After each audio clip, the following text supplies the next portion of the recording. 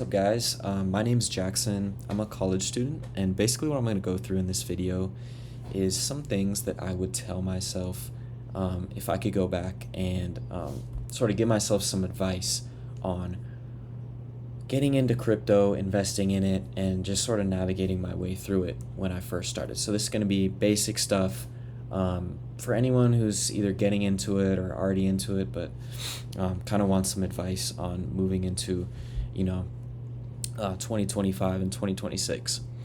So let's get right into it.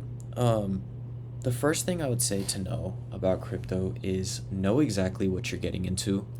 It's not like any other asset class, not like stocks, really not like anything else. So, these price movements that are going to happen are absolutely ridiculous. There's huge highs, really low lows.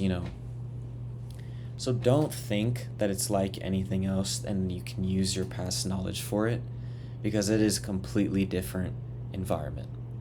All right? And I think the biggest thing to know about that going into it is outside factors in crypto are extremely important.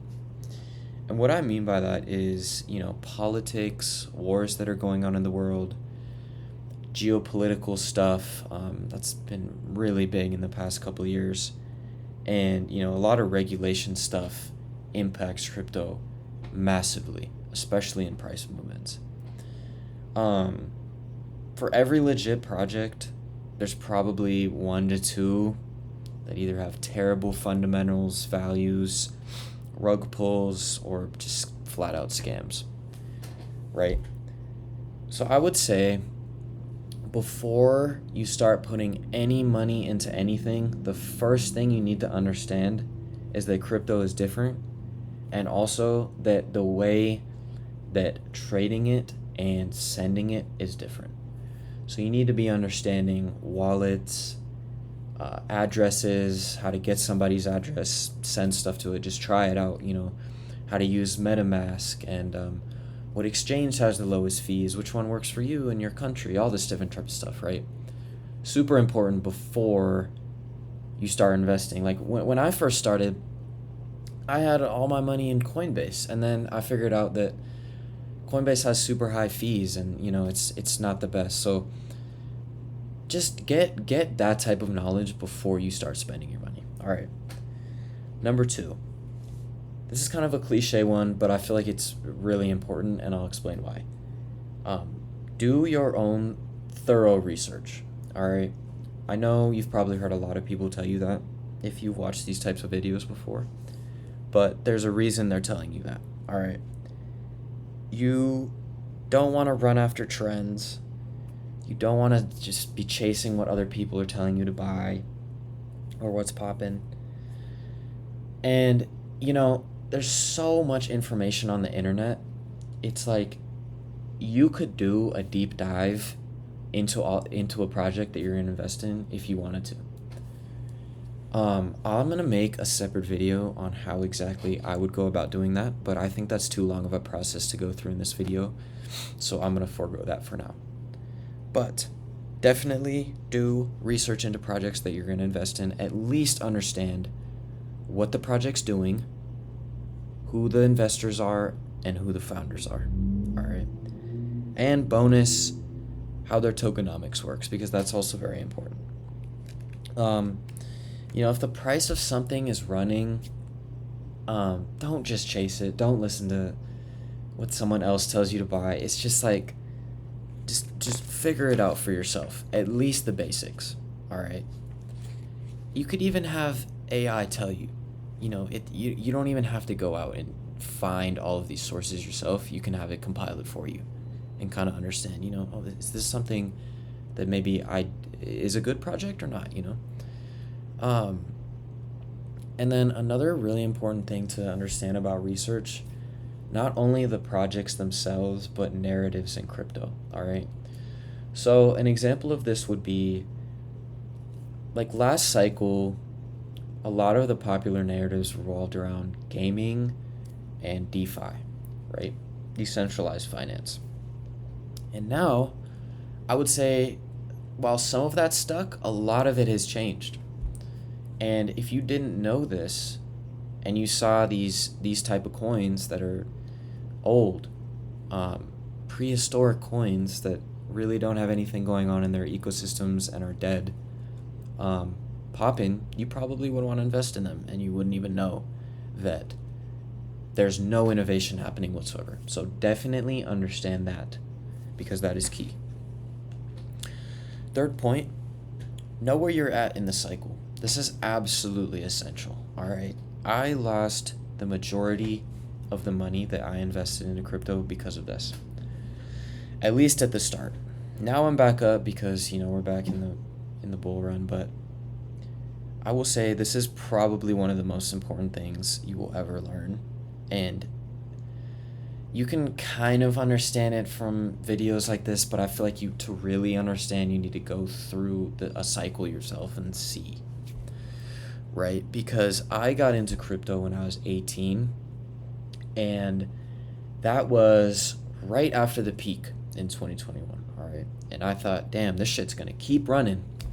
It did not keep running. It crashed absolutely down to the bottom. It was spectacular how much, especially these altcoins, I mean, they went straight to the bottom, right? And if I had just known or had some idea how these cycles work and where we were at that current time and how heated up things were, I would have been so much better off. I probably still would have lost money, but not nearly as much as if I had this, hope of it going to 500K. Bitcoin's going to 500K. No, it's not. So just know that's really important. And then anyone who tells you this cycle's different, it's a super cycle. No, it's not. Don't listen to that. Everything that must go up, everything that goes up must come down, right? So basically, after this, I will say the most important thing you need to do, kind of building off of that, is take your profits, all right? This is easily the most important thing out of this list, and I'll tell you why, right? Let me tell you guys a little story here. So there was this project called StepN. It was like a running type of app. It had NFT shoes on it. You could run with the shoes on the app. It would track your distance, and then it would give you these coins. And I was getting super into it because I was running, and it was basically free money for me, right? And I kept upgrading my shoe because you could upgrade the shoe in the app with the coins, right? This is what it looks like, right? That's the shoe I was using. And I had this shoe, and I was making, started making $100-200 a day just by the coins it was producing. And I was like, damn, this is crazy. I'm gonna keep upgrading it and buying more so I can keep earning more every run. And I got so greedy with this, and this coin's price just kept going up and up, and it eventually hit, I think, $7 or $8 a coin, right? And I would make 50 to 60 coins every single run. Like that is crazy for a 30-minute run, right? And then about a month later, this coin is worth $0, all right, close to zero. It's like 10-15 cents or something. And I'm devastated, right? It's like I put all of my time, not time, but all of my money that I could have been taking out in the form of these coins. It's called GST, by the way, if you want to look it up. Nightmare chart. But I had all of this in there.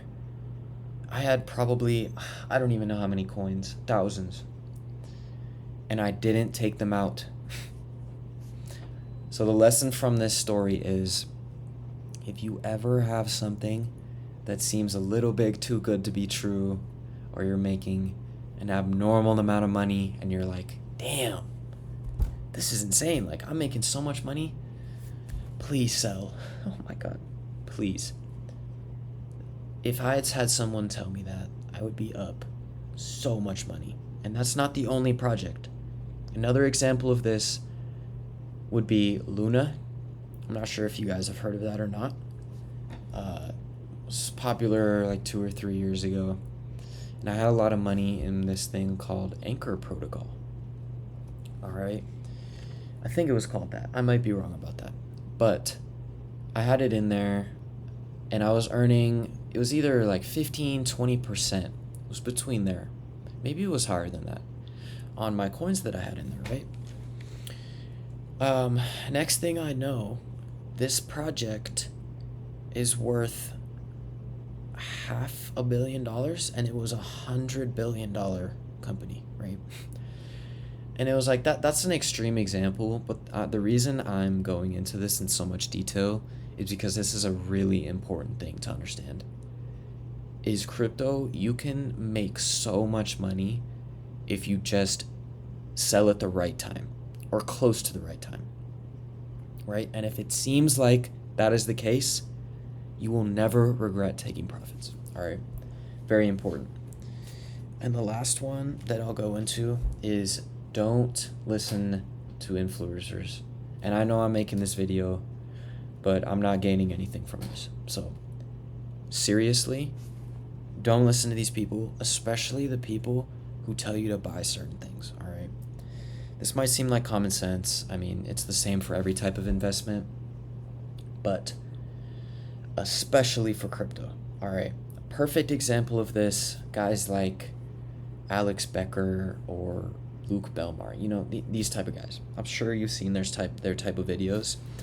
99% of the time, maybe it's lower than that, maybe like 90% of the time, these type of guys are trying to shill their projects that they're invested in, their own projects, or just flat out scam you, right?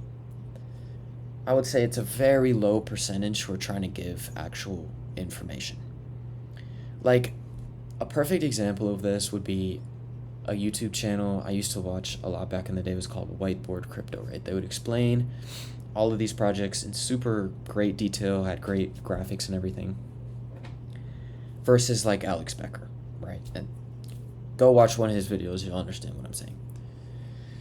But it's like there's a huge gap between these two information sources, and if you don't balance it or just completely cut the bad ones out, you are going to lose a lot of money, and you're not even going to know why, right?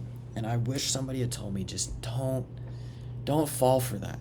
All right, you'll know when there's something a little bit off, or like they're talking a little bit too much about a certain project or coin, or it just seems like they're trying to sell you something. It's like, stay away from that. All right. But that is all I have for today. Give me any suggestions you guys have in the comments, anything you'd like me to talk more about. I'm definitely going to make a part 2 with how to do research on these, because I've done quite a bit of research on all these type of blockchain technologies and projects. So I hope you guys enjoyed, and have a great one.